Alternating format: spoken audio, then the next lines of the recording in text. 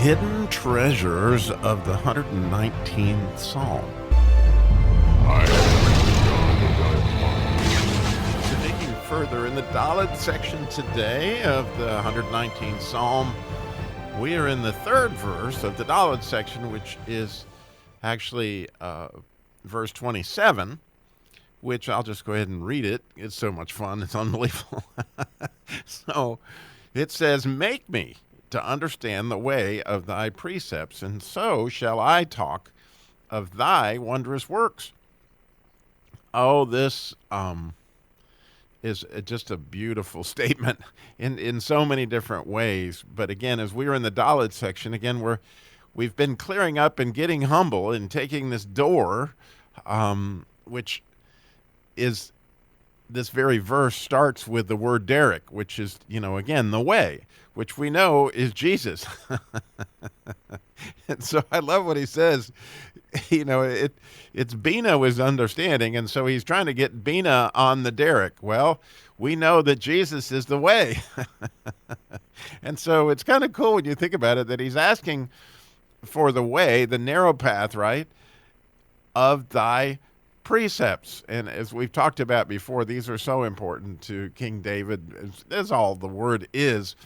But these are, the Shema. This is the love the Lord your God with all your heart, with all your soul, and with all your strength. And so for this King David is just all on top of this one. So this is quite a statement where he's looking for the path. He's looking for Jesus in the precepts. And oh, that, how often my heart needs to be doing that very thing. As I study the word, I'm looking for the way. I'm looking for Jesus. I'm looking for the Derek, which starts with a Dalet, right? Which is saying that it takes humility to say, I don't see Jesus here, so show me. Show me Jesus, where this in this particular precept that I'm studying. And then the fruit of that is amazing, and any teacher knows that the moment you have understanding, you have this huge desire to express that to everybody. It's just like what I'm doing right now. As I begin to fathom and then understand where Jesus is in this particular verse, then what do I want to do? I want to talk about how wondrous these works are. And I think, the Bible is just a book of examples. And when you think about the woman at the well, here is probably the least religious person that you can find in the whole area. And Jesus makes a special trip to go talk to her. But when she understands the way, right?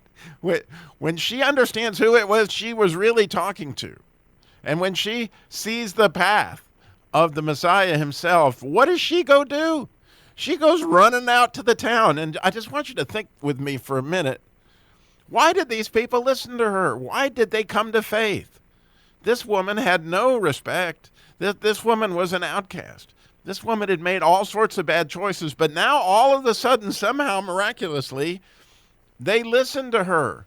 And she got their attention. Why? Well, Jesus had quickened her.